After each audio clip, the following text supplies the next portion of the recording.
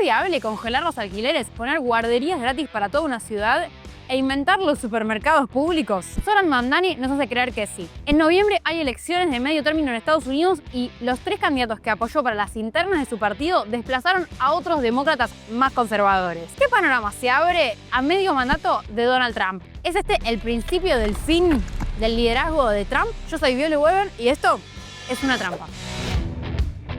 Hace 6 meses, Zoran Mamdani llegó a la alcaldía de Nueva York con una catarata de propuestas con un eje central, que se encarga de repetir cada vez que puede. El foco en la clase trabajadora. I think the direction that the party should go in is how best to fight for working people. Mamdani se autodenomina socialista demócrata y desde que asumió avanza en medidas concretas. Menos mal que se dedica a eso y no a ser referee de fútbol. It means agreeing with your friends that Egypt were robbed yesterday.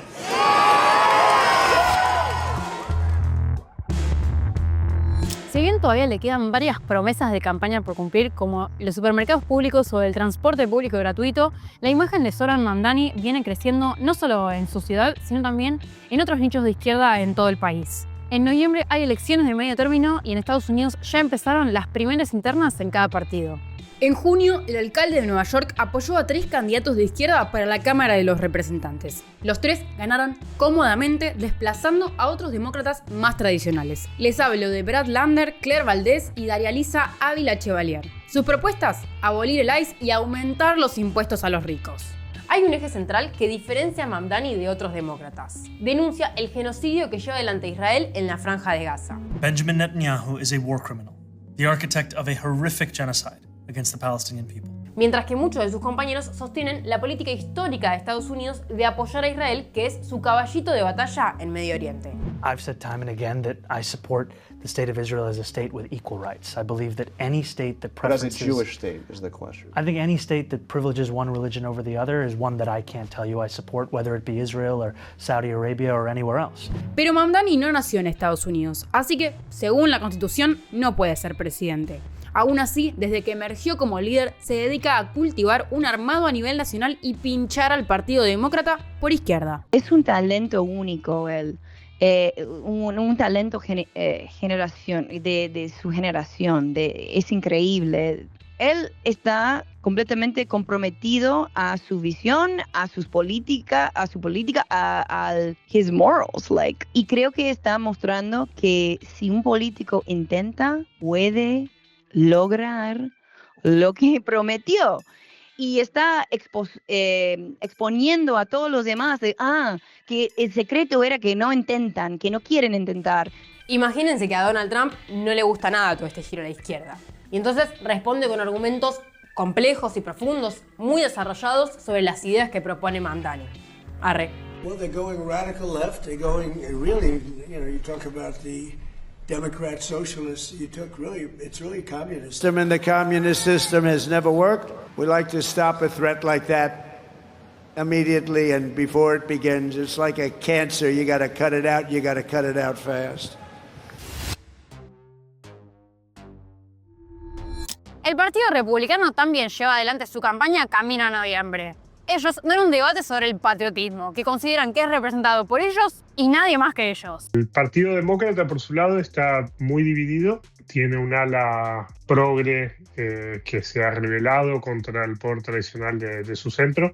El Partido Demócrata, a diferencia del Partido Republicano, no tuvo su propia revolución trumpista, populista. Entonces, su sector más combativo, para decirlo así, como el Grupo de las Cuatro, con EOC y ahora que se ha sumado a Mamdani en Nueva York, es un grupo que está empujando al partido a tomar posiciones más fuertemente progresistas. Eso está produciendo bastante conflicto interno. El partido está muy dividido sobre el tema de Israel y Gaza. El partido está muy dividido sobre cuál es el sector que debería liderar la resistencia contra Trump y las elecciones dentro de 2 años.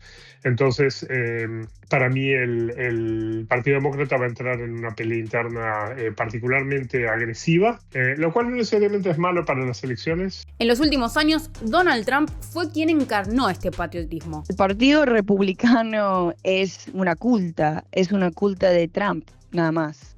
Es interesante porque muchos demócratas piensan, sí, no queremos eso, no queremos convertirnos en una culta o algo así. Pero hay que pensar un poco más allá, porque en el 2016, cuando fue electo, estamos hablando de, bueno, antes de Obama, 8 años, en donde los republicanos hicieron 2 guerras, hicieron mierda a la economía y no tenían nada de nada. No tenía, Trump fue una luz para ellos, los salvó al partido. Y en cambio, tienen que hacer, vender la alma y hacer lo que él quiera. Y ahora en la segunda vuelta es peor, es corrupción total, admiten los republicanos en el Senado directamente que no hay nada que pueden hacer, que no pueden controlarlo y lo admiten. Es puro clientelismo, puro corrupción. Y si no estás en la culta, you get fucked. And even if you are, también, you're fucked. El Make America Great Again tenía como objetivo específico capturar una nostalgia nacionalista ante el avance del progresismo, de las izquierdas, de todo lo woke. Y lo logró con creces. Pero ahora su popularidad baja. El nivel de aprobación de Trump está en los niveles que tenía Nixon cuando fue impeach, así que son muy bajos, y con la elección intermedia que está viniendo, todos esperan que haya una ola a favor de los demócratas. Pero no hay una interna porque no hay ningún tipo de revuelta contra Trump. Hay alguna gente que claramente está incómoda, pero Trump tiene en este momento un control del partido enorme y no creo que eso cambie. Y es una buena pregunta que va a pasar en 2 años cuando Trump no pueda correr de nuevo, porque el partido está muy capturado por el trumpismo, aun si Trump deja de estar.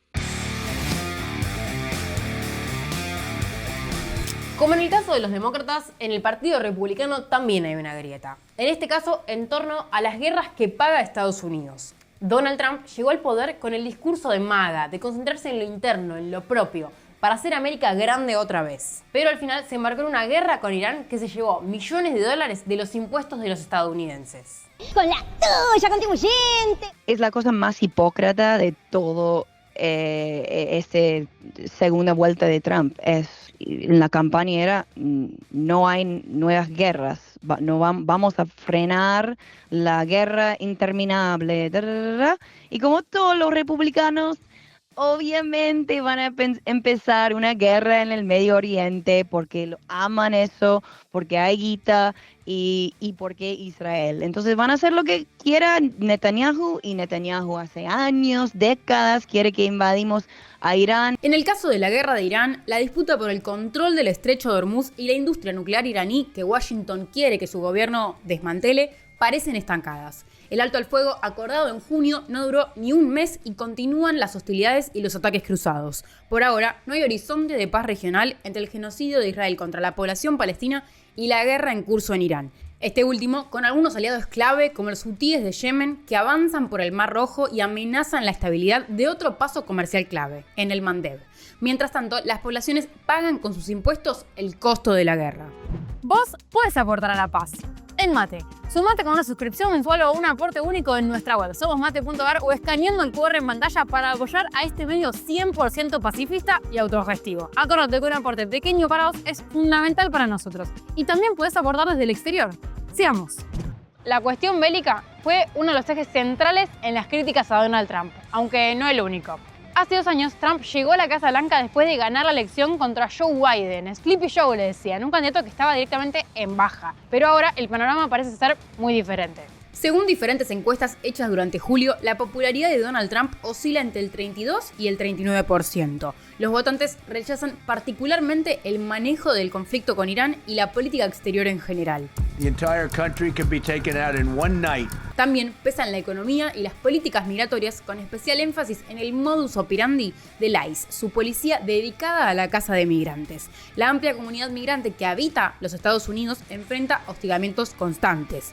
El avance de un líder como Zoran Mamdani interpela a la comunidad migrante, no solo porque él mismo es originario de Uganda, sino también por su propuesta de abolir el ICE y su discurso pro-multiculturalismo y antibélico. La elección de medio término será un campo de batalla fundamental de cara a las presidenciales de 2028.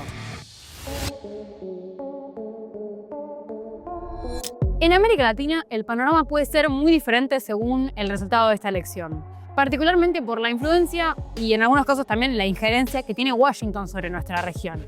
Donald Trump tiene a Marco Rubio encargado de recuperar el alineamiento político de lo que consideran su patio trasero. ¿Cómo dialoga esto con el avance comercial chino en nuestra región? Desde el ingreso de China a la Organización Mundial del Comercio en 2001, su tendencia es avanzar como socio comercial mayoritario de países en todo el mundo. En América Latina, desde los 2010, el gigante asiático se convirtió en el principal socio comercial de la mayoría de los países del Cono Sur, donde desplazó a Estados Unidos. En Centroamérica, si bien Washington sigue teniendo la delantera, China aparece en segundo lugar. Las alianzas aduaneras del Mercosur protegen ciertos lazos comerciales como el que existe en Argentina y Brasil, a pesar de los cruces políticos. Si en Argentina tenemos como factor económico lo que llamamos el riesgo Cuca, acá en Brasil hoy tienen el riesgo Lula. Sea como fuere, las potencias disputan la delantera comercial en el mundo en general, pero lo hacen con una diferencia fundamental. Mientras que la prioridad de China es agilizar el flujo comercial transnacional de sus productos y no le importa el tipo de gobierno de los países con los que negocian y su impronta política, Washington define su prioridad en garantizar el alineamiento político. En esta búsqueda de recuperar el alineamiento político, también hay una intención más o menos efectiva de aumentar la influencia sobre la política comercial de estos países, como se vio por ejemplo en Perú en el caso del puerto de Chancay. Se trata del megapuerto más grande de América Latina, financiado por China como parte de la nueva Ruta de la Seda. El objetivo es aumentar el flujo del comercio marítimo por el Océano Pacífico, convirtiendo a Perú en un país clave para el comercio regional y permitiendo que China evada los puertos occidentales y sus respectivos peajes. Ahora que Keiko Fujimori asumió la presidencia del Perú, cabe la pregunta sobre cómo va a funcionar este proyecto. Si Washington pide que lo deshabiliten, se pondrá a prueba el alineamiento de Fujimori con Donald Trump. Mientras tanto, Trump tiene una batalla en curso dentro de sus propias fronteras. Queda un largo camino hasta las elecciones de noviembre, que van a marcar la cancha sobre cómo va a ser la segunda mitad de este mandato de Donald Trump. La llegada de las ideas de Zoran Mamdani podrían refrescar la contienda electoral en un país marcado por el bipartidismo o la repetición de consignas vacías o demasiado tibias para romper el statu quo. ¿Estamos frente a un punto de inflexión?